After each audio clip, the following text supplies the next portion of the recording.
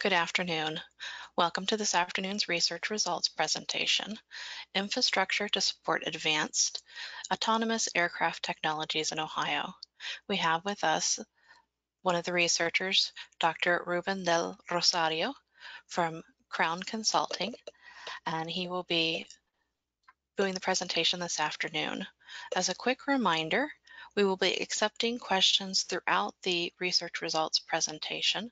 So if you have a question, please feel free to enter it in the question box in your GoToWebinar panel. We will be addressing those questions once the presentation has concluded. So it's all yours, Dr. Rosario.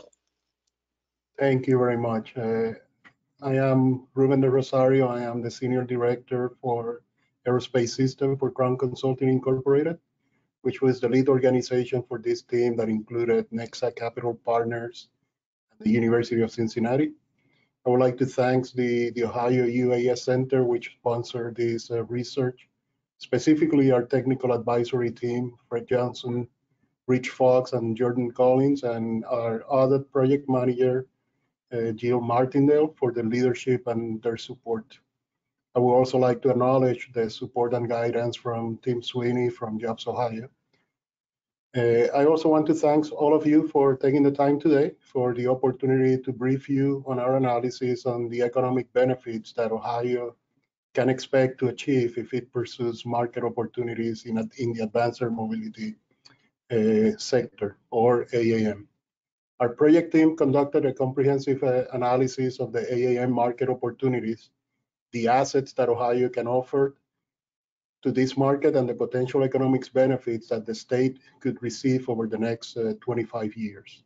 Spoiler alert, our analysis showed that Ohio has the potential to generate more than $13 billion in business activities from this market, to generate over 15,000 new jobs to support the market, and more than $2.5 billion in tax revenues from this robust AAM industry. Today, I would like to brief you on how we conducted this analysis, where we see the greatest opportunities for impact in the state, and our recommendations for capitalizing on this market. And I will, of course, as it was mentioned, leave some time for questions at the end. First, I would like to share some information about our project team. It was a very strong team that we put together. Crown is the lead organization and manager of this project. We are a DC-based organization providing air mobility solutions that leverage information technologies, data analytics, and engineering. Our work builds on decades of collaboration with aviation innovators at the Federal Aviation Administration, NASA, states, and different industry. We assess and develop and implement advanced airspace technologies. In working closely with NASA, FAA, ODOT, and other state departments of transportation, we are proud to be a thought leader in the integration and implementation of AAM. For this work, we provided the overall leadership, in addition to leading the outreach to key stakeholders and the definition of use cases with the most promising potential. One of those key partners that has been working significantly with us, and we have been working together in many other projects, is Nexa Capital Partners, LLC. Nexa is a boutique investment banking firm and leading providers of expertise in corporate and financial strategies for aerospace, transportation, logistics, and geomatics sectors. For this effort, Nexa, through their subsidiary UAM Geomatics, provided the extensive geospatial mapping and analysis of the different regions of the state and identify the many ways companies and government could capitalize on AAM. They analyzed that information and identified the most likely and highest potential market opportunities expected from AAM and the projected jobs and economic impact that will likely result. Our third partner, and another one of our important partners in these efforts and many others, is the University of Cincinnati. Researchers at the University of Cincinnati are leading expert in UAS technologies and aerospace supply chain, intimately involved with advancing small unmanned aircraft system and AAM technologies in the state of Ohio and in the United States. They lead a variety of UAS and artificial intelligence initiatives for the state. And for this effort, they provided key technologies and aerospace supply chain insight as well as supporting the outreach with key stakeholders, both at the state and the national level.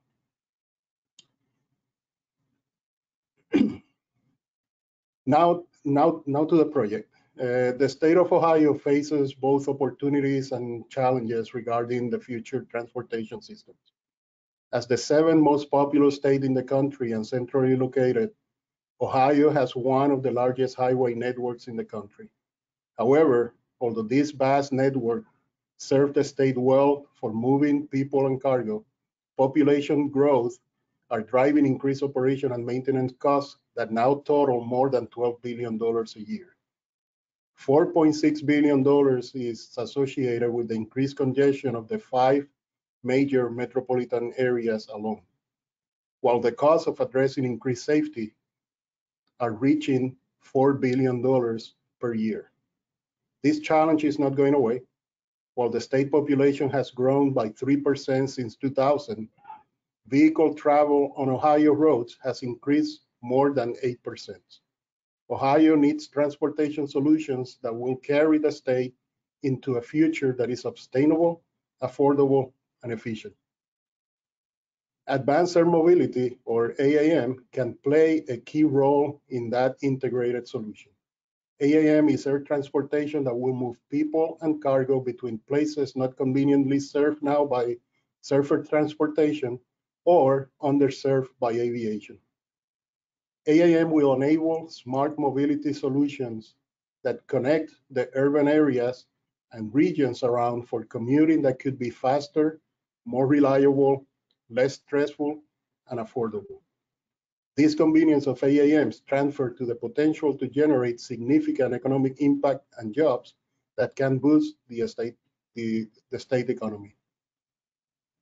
In addition to AAM, there is an opportunity for expanding the use of a small unmanned aircraft system, or small UAS.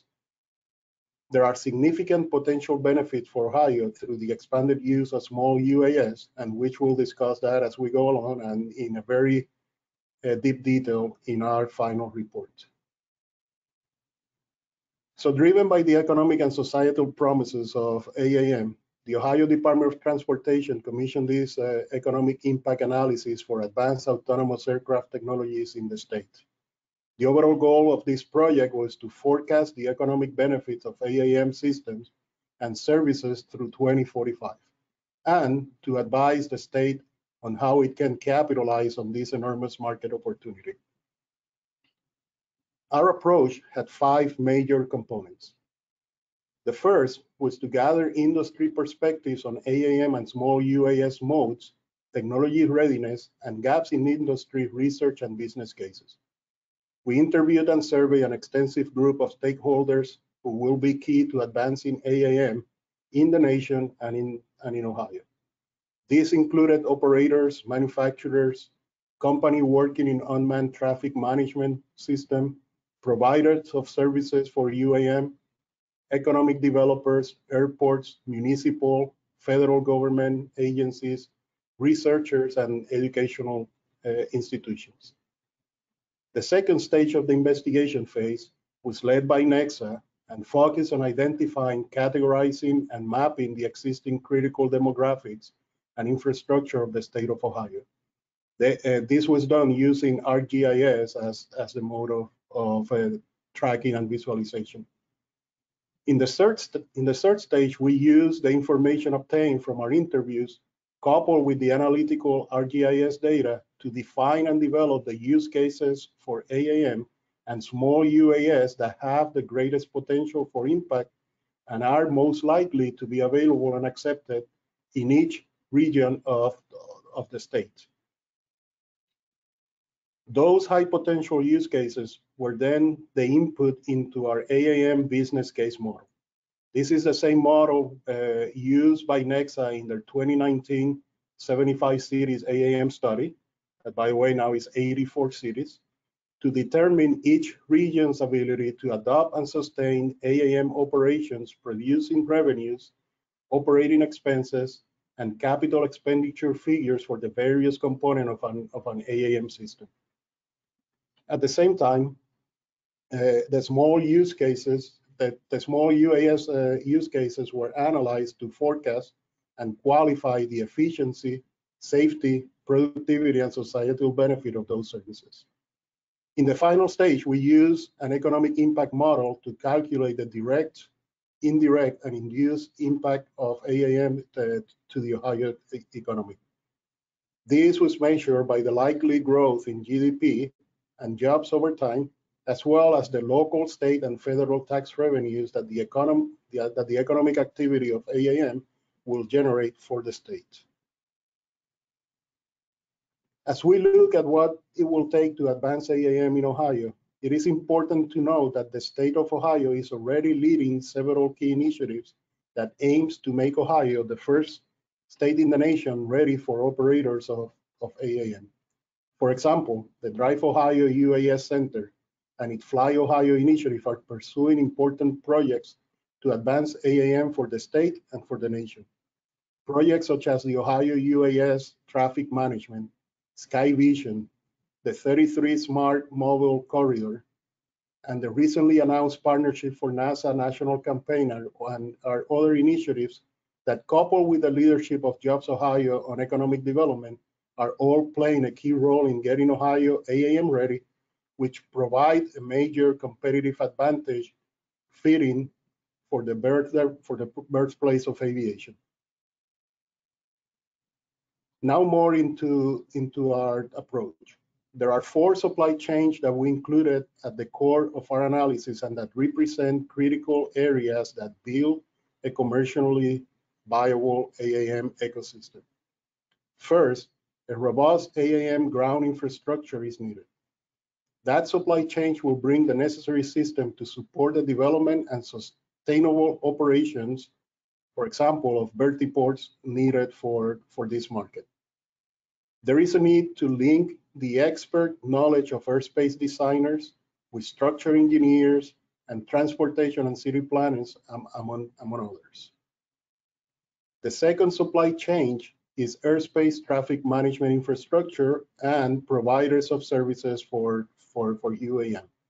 The addition of hundreds more aircraft movement a day in Ohio alone will require a dedicated new traffic management system for AAM that will work in conjunction with the current air traffic management system. The third supply chain is manufacturers of electrical vertical takeoff and landing vehicles, referred to as eVTOLs, and other AAM-capable vehicles. There are several prototypes around the world that are either in advanced stages of development or in operational trials. There is a need to host these developers, but also to supply parts, components, software, and other manufacturing centers for that specific industry. And the fourth supply chain is the operators of these vehicles in the future. These are the companies that will be operating the eVTOLs and other vehicles as providers of the service, moving cargo, people, or providing emergency services. And of course, all these supply chains need to work in an integrated fashion. Our analysis took what we learned from our interviews and our expertise about the evolving AAM sector, and again, rooted in the approach used by NEXA in their 75-city study in 2019, we researched, compiled, and mapped more than 35 layers of data that are important to AAM applications. The layers varied from transportation infrastructure, such as airports, roadway, waterways, ports, to hospital and public safety facilities, to shopping, sports, and entertainment centers, to agriculture zones, higher education institutions, logistics centers, and AAM-related companies, among many others.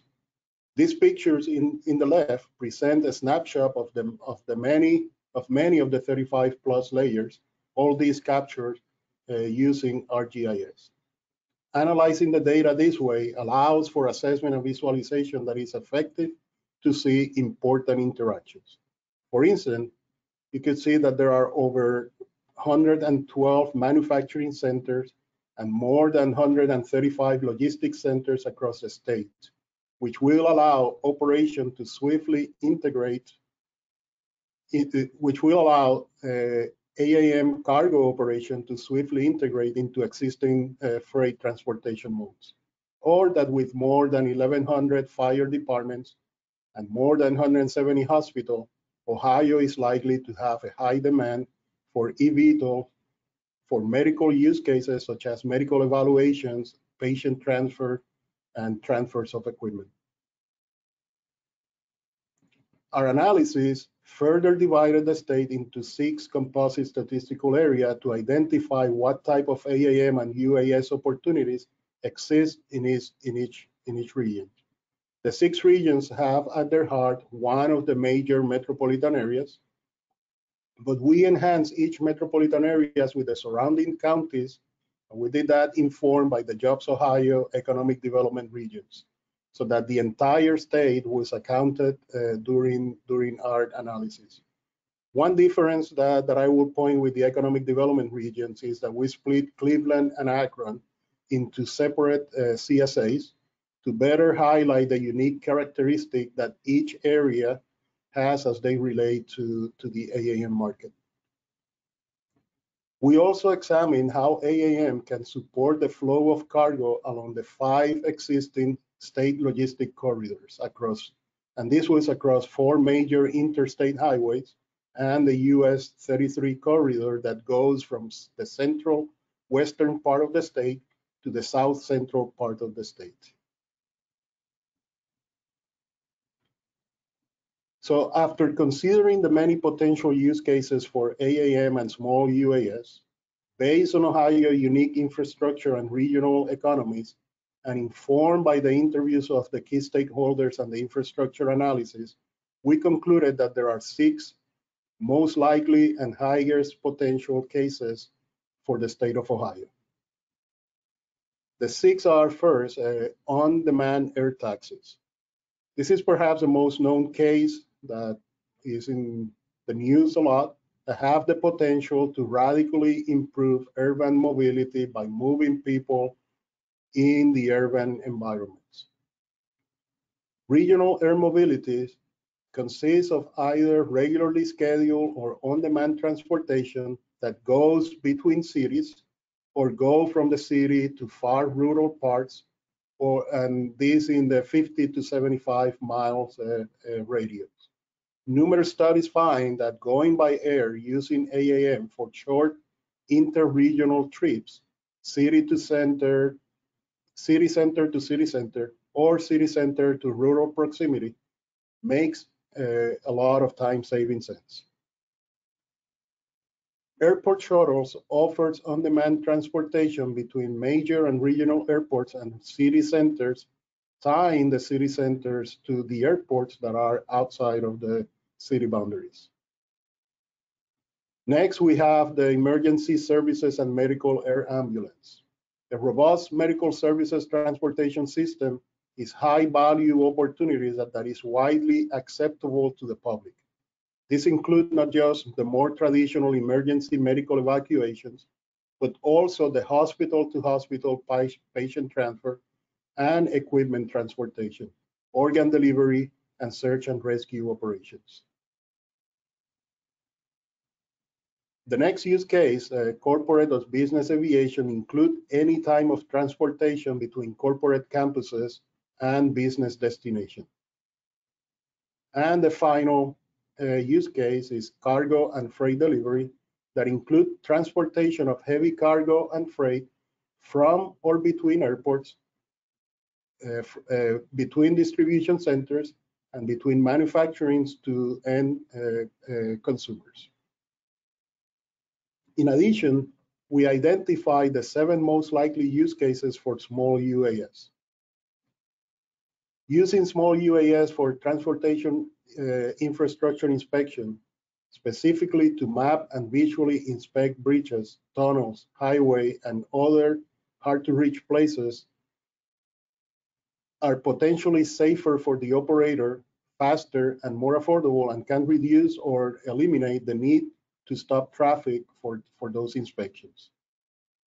Airport infrastructure inspection is a one to visually inspect runways conditions, wildlife incursion, lightning strike damage, building and security of the airport perimeter.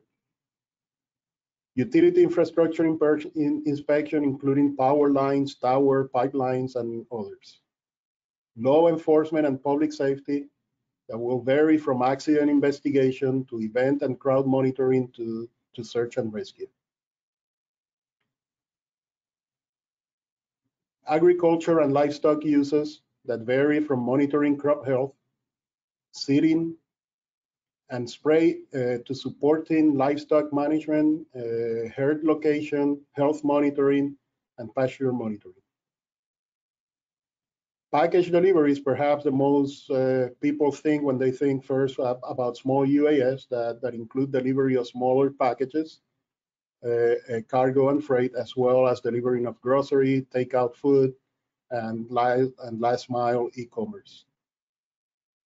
And then finally, medical non-passenger transport that include services such as organ devices transport, vaccine delivery, lab specimen transportation, and often it is much faster and less costly than ground transportation.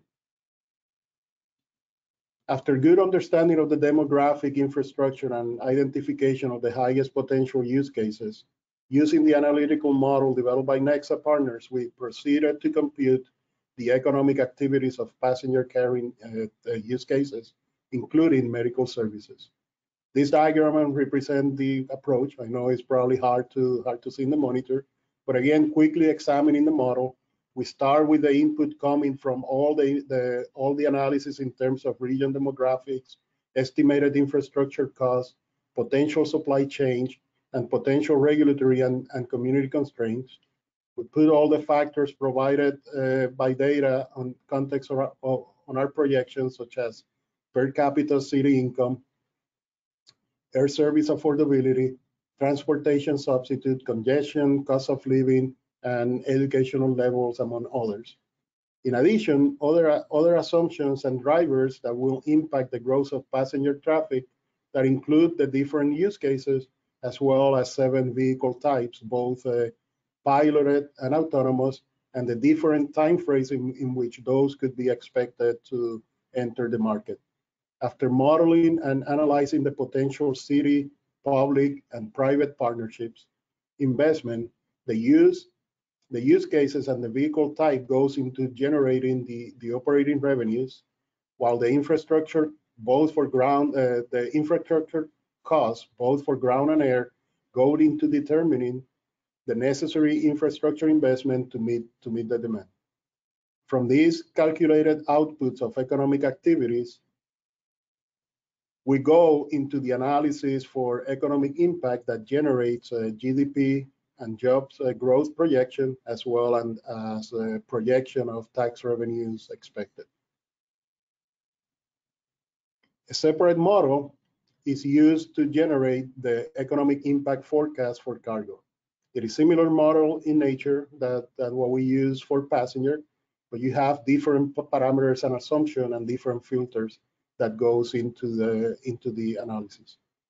In this case, both air and truck freight projection were used as input for the AAM cargo market model. These initial input were distilled to the AAM cargo market potential by 3 different filters based on our stated assumption. AAM will transport cargo that is time sensitive, within certain payload capacity, more than 50 pounds but less than 1,000 pounds, and cargo that is of high value. As previously stated, this potential demand was then distributed by the 5 logistic corridors already presented. So what can Ohio expect to gain over 25 years if the right investment goes into AAM. First, as mentioned before, our analysis showed that $13 billion of new activities over the next 25 years, with strong investment in AAM and attracting OEMs and other key supply chain players to the state, is possible. We break out this forecast in 5 years phases, reflecting the likely trajectory of state investment, regulatory approval, and market adoption of these AAM technologies. As you can see, the development and operation of ground infrastructure, that is at the far right, could generate over $1.1 billion over these 25 years. 323 million of that is capital expenditure, while over 738 million goes into the operation of that infrastructure. Expenditure and operation of traffic management system and PSU generate economic activities that is close to $600 million. And then AAM operators generate nearly $9.2 billion for transporting passengers and cargo and providing emergency services. You see that cargo and emergency services are also growing faster in the earlier phases, but other passenger cases grow in later phases once AAM technology, regulations, and customer adoption grows. By the way, this early potential growth in emergency services and cargo is informing the plans from Ohio in supporting the NASA national campaign, which will explore community integration supported by early demonstration and adoption in these areas. When decomposing the number further by CSA, we can see a total of over $7 billion in revenue projection over the next 25 years. This is revenue for passenger carrying cases. The 3 major metro areas, Cincinnati, Cleveland, and Columbus, predictably will lead AAM revenue generations driven by on-demand air taxi services for urban mobility, emergency services, and regional passenger services. However, the other 3 metro areas are not to be ignored, since combined they show a potential for close to $2 billion of economic activity. In the previous chart, we show all the passenger carrying revenues together, but here we can see relatively higher revenues from emergency services. This is expected because this is not an elastic market and will continue to generate a relatively higher revenue per mission as compared to other cases. However, we should point that the ticket price or cost with profit expected by supporting medical services will reduce significantly compared to today's cost, as eVTOLs and AAM will diversify the utilization from not just the traditional medical evacuation, but will also bring transportation of non-critical patient, staff, and other equipment. Passenger demand will continue to grow as infrastructure is built to accommodate that demand. We project an average of about 7.9 million passengers per year in Ohio by 2045. Again, we continue to see the similarities in Cincinnati, Cleveland, and Columbus, but the other 3 CSA still show significant volume of passengers with more than $2 million potential passenger combined. Something to point is the expectation that at some point this rate of growth will definitely slow down, but we do not see that slow down in the 25-year window that we assess. So growth is expected to continue past the 2045. This passenger volume may be somewhat slower or faster depending on how aggressive the investment and the nations are into AAM, but this gives us all a sense of the growth potential that AAM can have into moving passengers in the different CSA. We also analyze in detail the cargo movement using AAM cargo across the interstate corridor going through and connecting all the CSAs. Clearly, I-71 carries the most cargo today and is expected to continue to do so, not just because they only connect the 3 largest regions in Ohio, Cleveland, Cincinnati, and Columbus, but also serve as a primary connection between the northern eastern states, upper New York, East Pennsylvania, and the southern state, Kentucky, and so forth. I-90 is projected to grow more rapidly over the forecast period, again, because of that prime service of I-90 connecting east and west. Then we see I-75. This is perhaps the one that may have the more variability if we were to conduct a multi-state assessment, because when you do that, now you're bringing the northern part north of Toledo, Detroit to Canada, as well as in the south going to the middle southern state of the United States. Then we see the US 33 corridor that go from central west to southern Ohio. As expected, today it has the lower number of cargo, and it will continue based on our analysis to be the lowest. But the potential observation that we can make is that this is perhaps the corridor that may grow exponentially if AAM start bringing more access and moving people to the urban areas. Part of the over $1 billion that goes into capital expenditure will be to construct vertiports for takeoff and landing for AAM vehicles. While the world is well populated with heliports, fewer than half are in locations that are convenient for AAM applications. This observation holds true for Ohio as well. You may be able to remodel many heliports to convert it to be vertiports, but many vertiports will need to be planned and developed with the necessary infrastructure to support an AAM operation. As demand grows, so will grow the need for vertiports. This chart shows the number and type of vertiport that will be needed for each phase and each CSA for the 25 years. We are forecasting more than 80 vertiports will be needed, 81.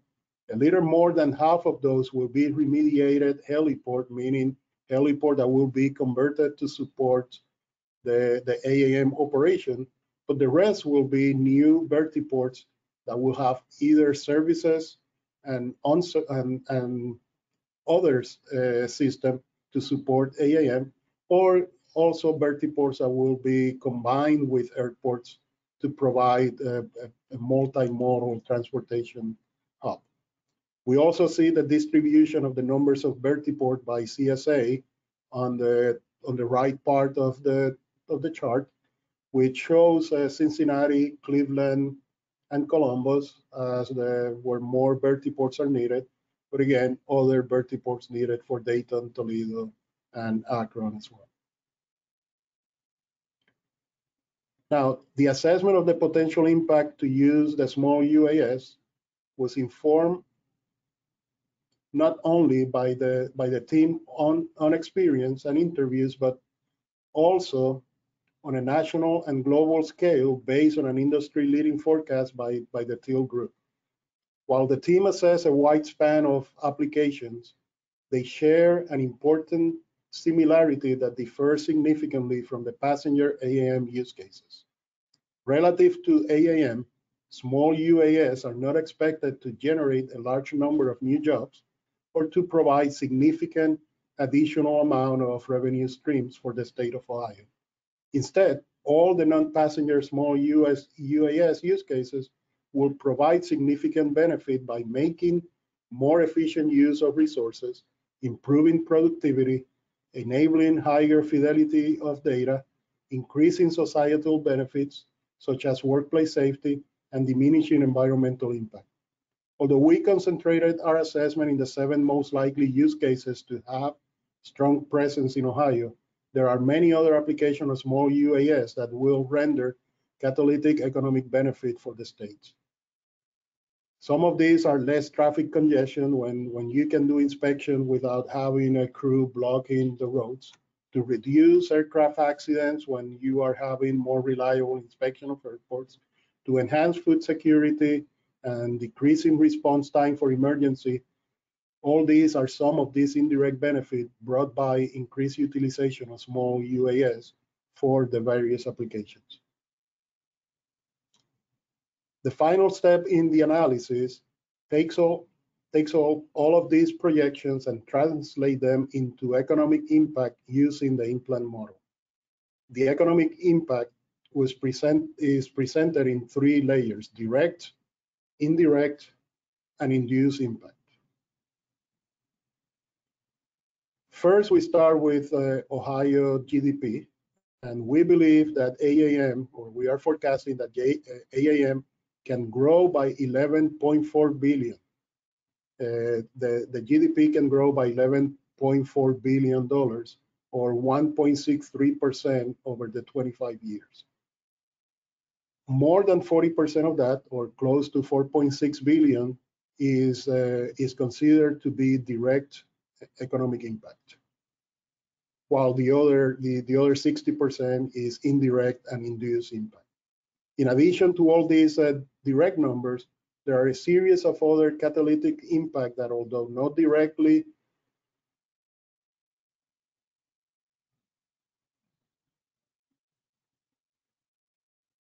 sorry, I think that I went two charts, so let me go back. This chart here expected the growth in added direct, indirect, and induced job, and the top 10 most likely occupation are listed. As mentioned, over 1,500 new jobs will be the product of AAM activities, and new and existing industry will create high-paying jobs in aviation, engineering, finance, and many other fields. Now back to this one.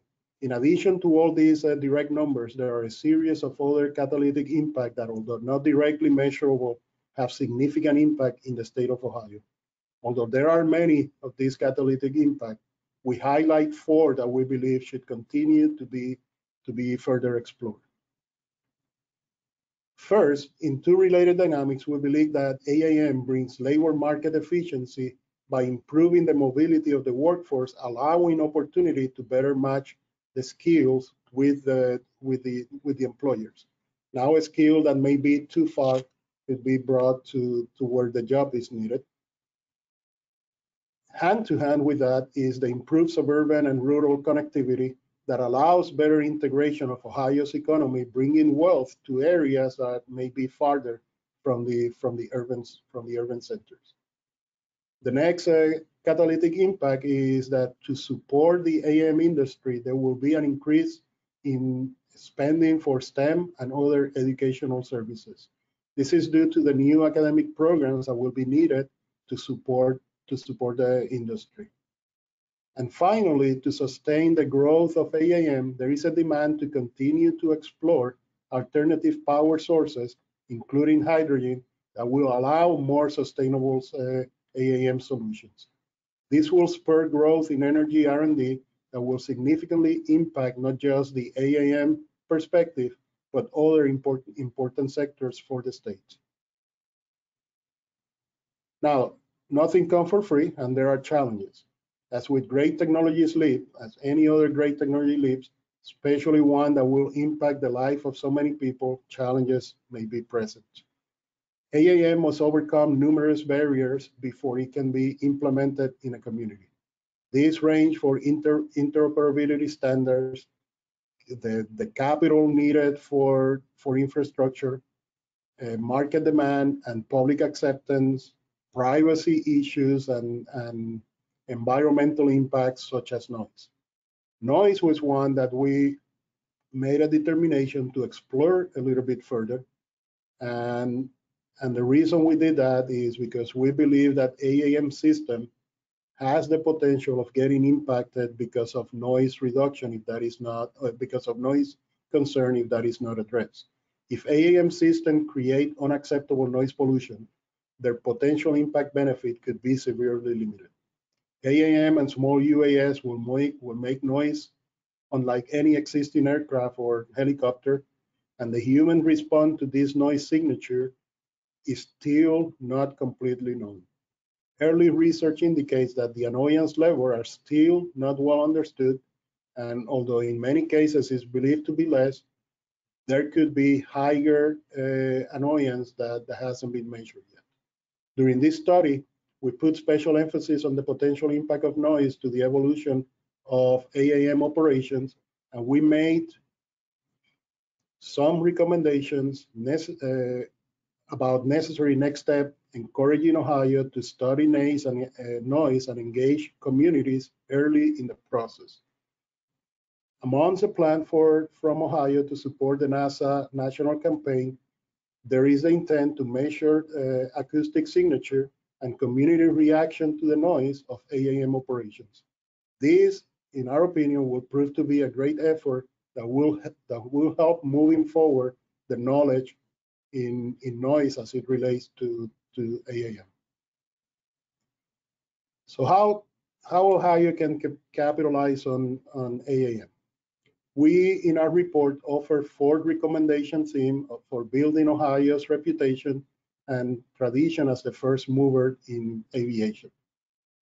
First, we propose to develop a policy, infrastructure, and R&D roadmap required to implement AAM at a statewide level.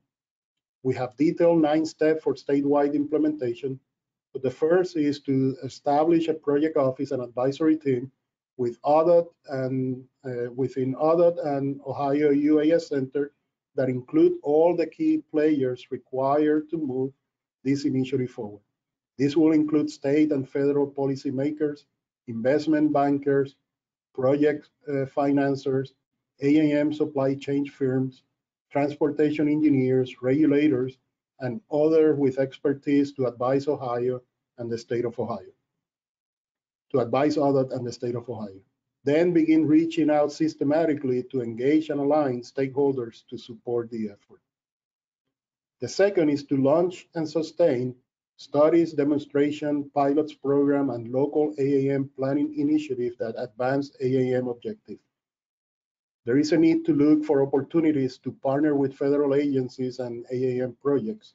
There is a need to engage airports early and through all the stages of development, a need to undertake research such as noise understanding and abatement, and a need to focus on rural-urban integration and how to use this new technology to benefit all parts of the state. Third, is to firmly establish Ohio as a leader in AAM by leveraging the projects currently underway. Innovators and investors want to go where there is success happening and where governments and communities are supportive and working together. Develop concept of operation and focus on most promising use cases that can yield early results. And we propose that white papers that shares the innovation and the results and tell the story of how Ohio is paving the way are definitely needed. And finally, position Ohio to attract and participate within each of the 4 supply chains of the AAM industry by first encouraging R&D and manufacturing partnerships among the supply chain companies, incubating and funding entrepreneurs, and creating job training programs that provide the talents pipeline that Ohio needs to fill the more than 15,000 new jobs that are expected. So, to leave the stage, I will summarize again. As established before, we estimate that AAM will generate over $13 billion of economic activity over the next 25 years. This amount to a value added to the economy of over $11 billion or more than 1.6% of GDP growth. We anticipate the creation of more than 15,000 new jobs, new high-paying jobs in the area of AAM. And we expect to generate more than $2.5 billion in tax revenues for federal, state, and local. So this is the end of my presentation. It has been a pleasure to share this with all of you, and I'm sure that there will be many questions, and I will open the floor for questions.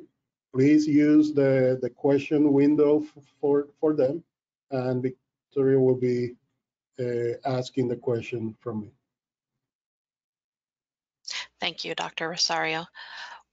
The first question that came in, it says on slide 18, are the numbers provided cumulative or specific to the 4 to 5 year time periods they cover?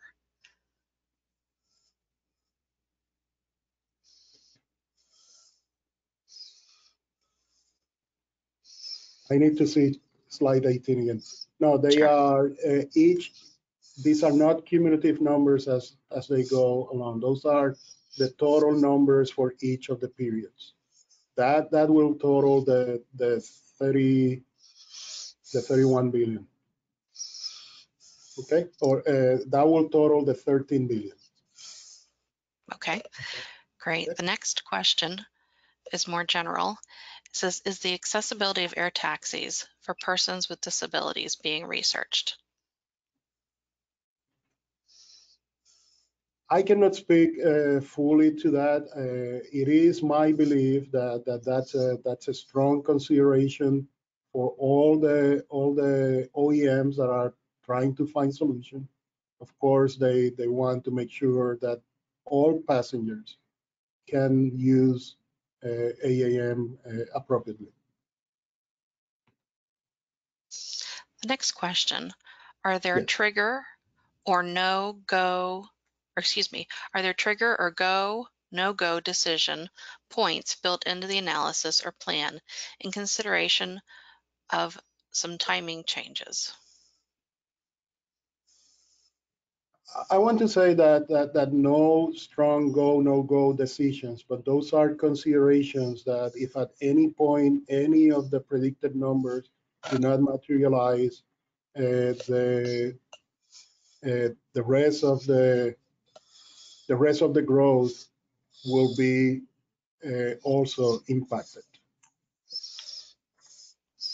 Okay, the next person wanted to know, has the Access Ohio 2040 or 2045 plan been updated with AAM/UAM considerations? I cannot answer that question. That will be a question for the Ohio Department of Transportation. All right, next, I-77 was conspicuously missing from the map of key ground transportation corridors. The person would like to know why. Budget decision making. We started considering only 2 of the transportation road to really frame the potentials. We were able to consider the 5 that we put forward, but definitely there is a lot of value on I-77 going from Cleveland through Akron all the way to the southeastern corner of the state. And I'm sure that there will be equivalent potential opportunities in that route as well. Could you comment on the impact seasonal weather conditions would bring and affect the economic impact? That is definitely another of the potential barriers that need to be addressed. In our study, we concentrated in noise because we see that as being one of the most critical that must be addressed first. But there is also the expanded vision that really all-weather operation of this kind of vehicle must be considered.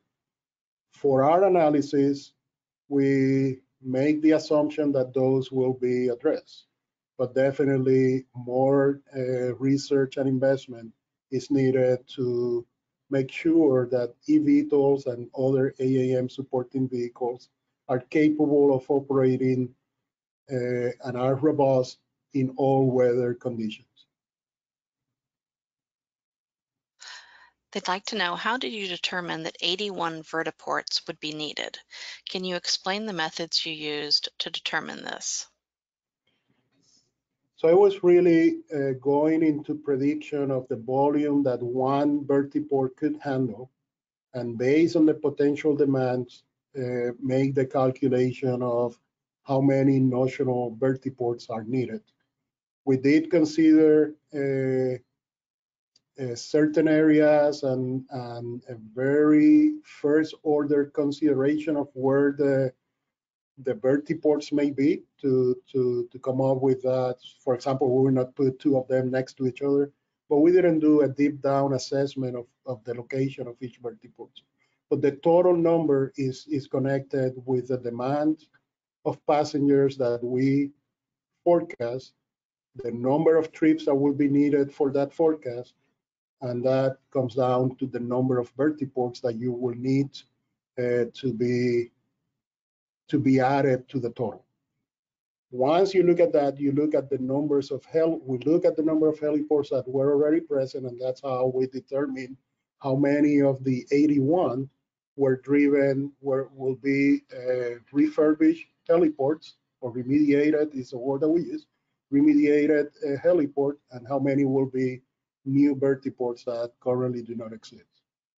Of course, we will not say it's 81 and not 80, but it's really just an approximation of the number of heliports, of vertiports that will be needed to satisfy the demand and the number of flights that are expected.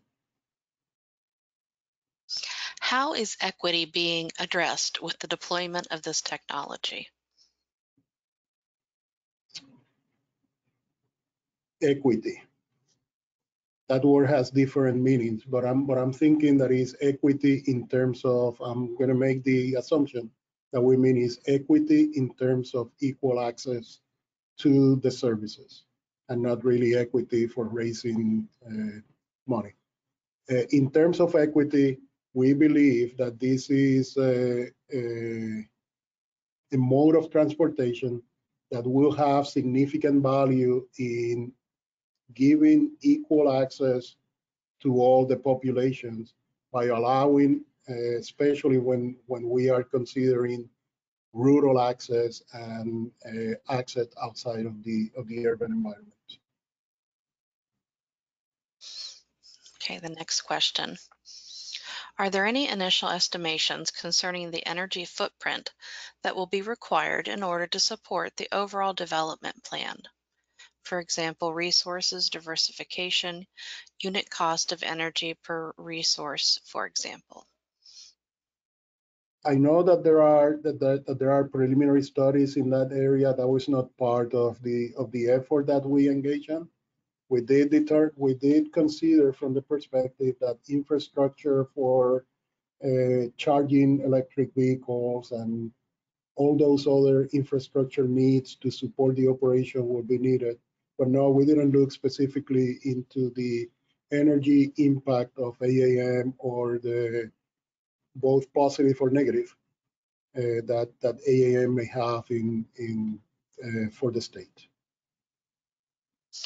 Do the estimates for passenger use include ownership of vehicles by private households?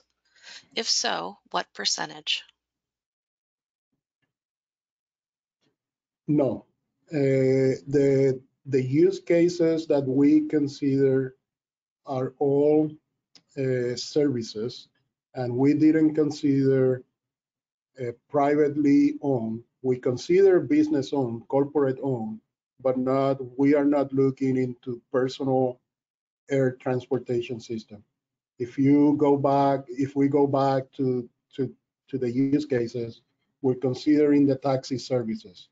We're considering moving people in a regional services, both on demands or requested, and we're considering the business case of corporation owning airplanes that are moving business people back and forward. This analysis does not go into personal air transportation systems. The next question is, I'd like to know of the kind of specific sites you assumed for vertiports. Were they like rooftops or other sites? So we look into current heliports, Our, our, our assumption was heliports that are publicly available and not necessarily privately owned heliports, with the exception of the business owned heliports for their business to business. But we did not go deep to determine exactly where those will be. But of course, our assumption is that there are urban vertiports that are needed in the center of Toledo or the center of Columbus, and we assume that some of those could be building top or they could be ground. But our analysis do not go exactly into where they are. What we do is trying to estimate the number of vertiports that are needed as a total, use a factor of approximation of how much investment will be needed by each of those vertiports, and that way we calculate the amount of investment that is needed. Now I Is know it that like, there are plans within the state of Ohio to continue to work in other efforts that they have with other partners in designing and located where are the most important, the most likely areas where these vertiports could be located. okay, the next question, is it likely regulations regarding airspace ownership will be changed? Can you repeat that question, Victoria? Sure, they would like to know, is it likely that the regulations regarding airspace ownership will be changed? Definitely, there are a lot of regulation considerations that will need to go into enabling AAM operations. I don't know how many will be changed versus adapted versus implemented a different way, but definitely there are still regulation long poles that need to be addressed in order to enable AAM. The next question, they would like to know, have the positive economic numbers forecasted for passenger mobility considered any potential negative economic effect on other existing modes, especially public transportation? I believe that the way that we conduct our approach, this is additional potential impact. We didn't look directly into what the impact to other mode of transportation may or may not be, because it is rooted in our belief that this mode of transportation, AAM, is not to necessarily replace significantly current mode of transportation, but it is a mode of transportation to enable growth that will address some of the transportation challenges that are expected because of population growth. If you dig down, you may see that maybe there are less cars or less public transportation need in specific areas because you are now bringing this mode of transportation. But in the whole, and when you consider the state as a whole, it is a safe assumption to say that that other mode of transportation are not significantly impacted. In fact, they could be indirectly benefited because now you're bringing people to other places where those mode of transportation could be used as well. Dr. Rosario, we have quite a few questions still, and I want to be respectful of people's time since we only have a little under 2 minutes left. Would you be okay with continuing to answer questions? I am okay to answer Okay, more. great. All right, well, the next Unless one is, there is a one that is very hard that I don't want to ask now. So okay, let's continue all right. to answer a few more. All right, the next one is, do you assume that, quote, converted vertiport from helicopter, end quote, mean mixed use of eVTOL and helicopter? There's nothing that prevents the new vertiport to be a mixed use with heliport as well.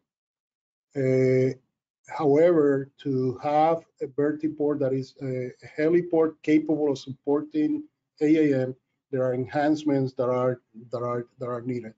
once you have those enhancements, nothing, in my opinion, prevent the mixed use for helicopter as well.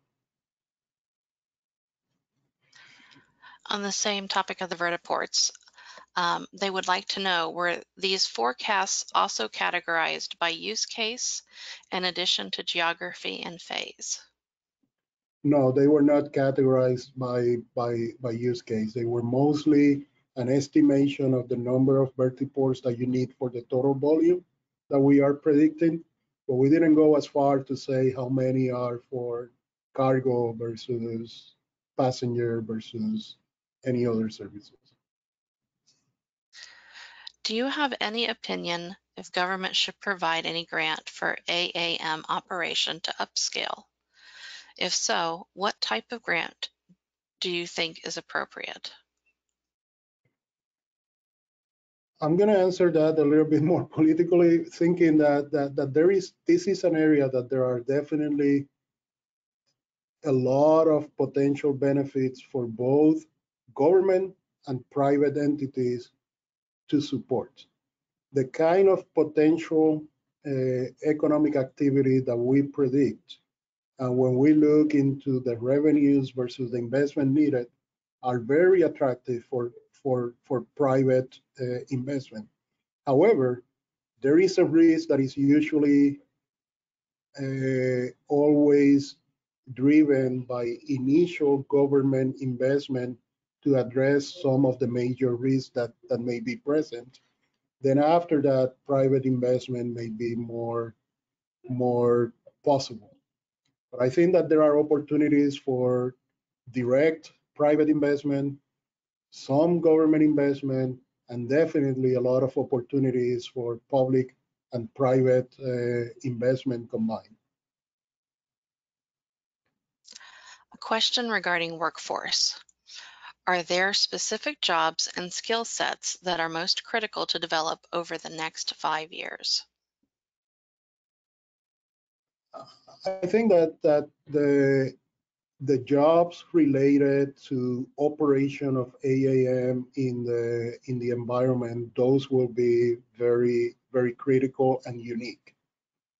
There are jobs in terms of infrastructure development and when we talk into the construction of the new vertiports and things like that, there are current skills that could be applied to AAM, and of course, more will be needed, more of those. But there are certain jobs in terms of UTM operation, AAM operations, integration of AAM in the air traffic management system that will require skills that are already short in other fields in traditional aviation. That effort needs to be made to make sure that the number needed of those kind of skills are available when operations start.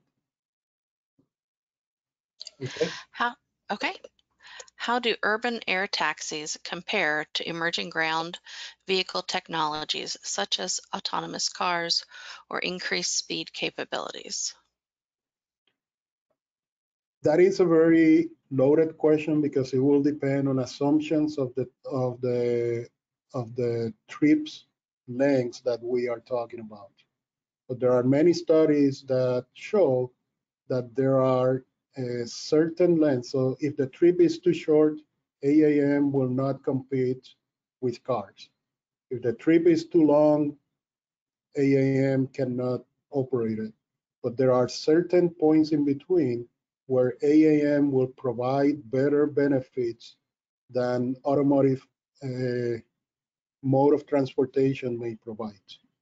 But that is why when we talk about AAM, we always talk about multimodal solutions in which those trade-off between cars, not just the way that we know cars today, but the expectation of how cars will be in 10 years or 15 years from now, compare with AAM and how you bring that integrated solution between cars and advanced air mobility modes. What are needed in the policy aspects, such as the safe air traffic management, etc.? I think that the number one thing that is needed in the near future is more data and more understanding of how this vehicle will integrate with the airspace system. That is a demonstration and data needed that will allow for the certifications and the authorization to proceed with this kind of vehicle. As we move into this vehicle being more and more automated and sometimes without pilot, then addressing the issues of flying beyond the visual line of sight and doing that in an effective way will become critical. Those are issues that we quickly mentioned in the presentation today as integration and regulation issues. But those are the kind of questions that must be addressed. And that's where the recommendation to allow for more demonstration to partners in ways that we can bring demonstration. In Ohio, I would like to propose that Ohio has the ability of moving some of these demonstrations and some of these flight experiments to be closer to real world environment rather than being isolated into a test site. When you bring that into the equation, then you start addressing those regulation issues that must be addressed for the industry to move forward. What is the source of investments for the whole effort? I'm not sure I understand the full question, but I will say that in our assumption, we treated the assumption to say we need investment. We didn't determine how much of that will be private versus public versus a combination, but our assumptions is full investment needed. Now, we do believe that the numbers entice a lot of private investment, but definitely there are critical areas in which government investment will be more important because they are too risky for private entities. And the final question that was submitted. Based on the main user groups presented, the deployment of this technology appears that it could favor wealthy and educated users or citizens. What strategies can be used so the benefits and availability of this technology can be deployed in a more socially equitable manner? That's always a risk if you are not able to bring the cost of operation and the cost of utilization to affordable levels. In doing our assessment, we try to compare with the cost of operation of cost of access that was reasonable for extending access throughout the whole population. If that is not possible and the vehicles are too expensive or the operation gets too expensive, of course, it's going to be hard to grow it to the magnitude that we are proposing. But we believe that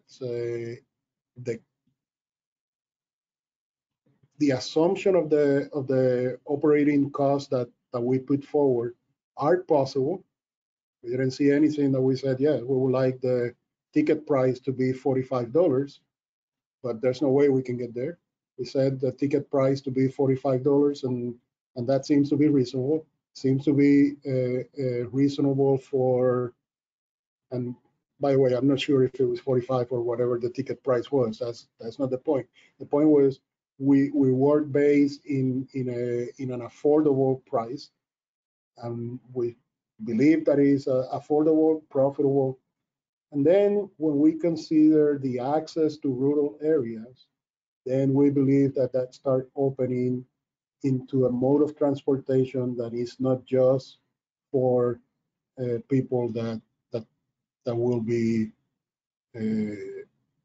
of a lot of resources. Okay. Thank you so much.